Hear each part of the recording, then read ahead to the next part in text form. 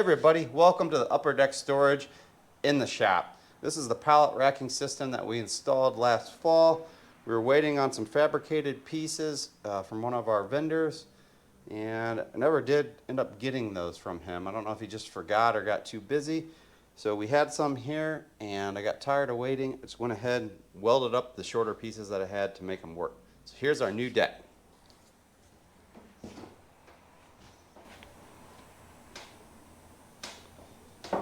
See, I had to weld in the extensions to make the C-channel pieces long enough.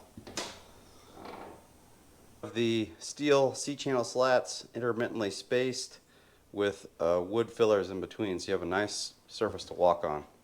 I might end up filling this in eventually.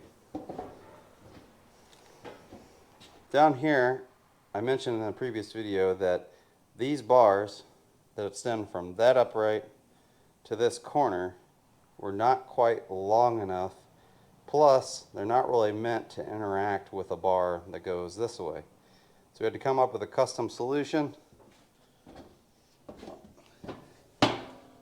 Here it is. It's just a piece of angle, heavy angle. I don't know if that's 3/8 or half. We made a narrow piece because we only had 2 sections. Welded it to the bar, and then I put a gusset in here. There's a gusset. And it sits on the bar here.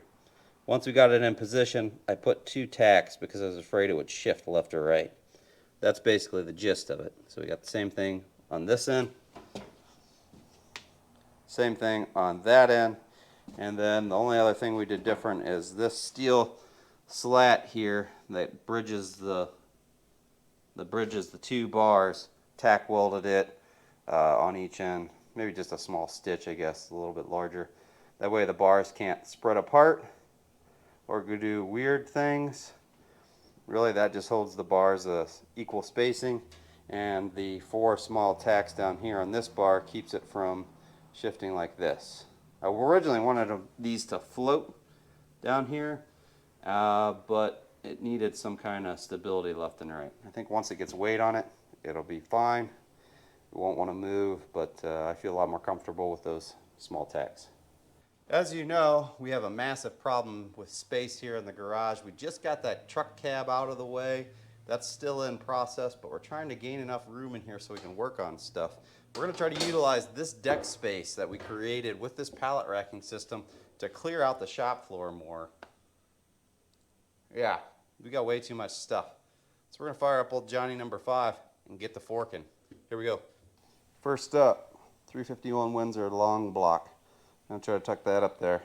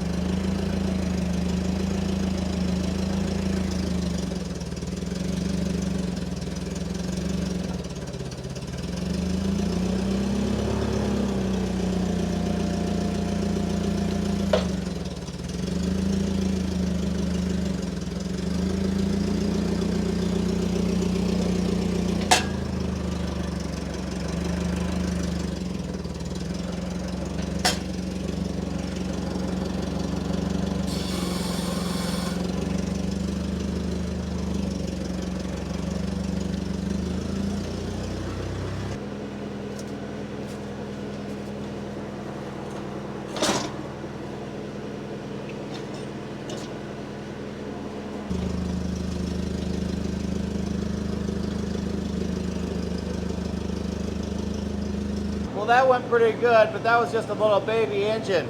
Now we got this big, heavy diesel engine here that we fired up and we saved from that estate. I don't have anything to put it in right now, and it's just hogging up floor space. Let's get it up there. I'm gonna try to pick it from the end long ways. I don't know how that's gonna go.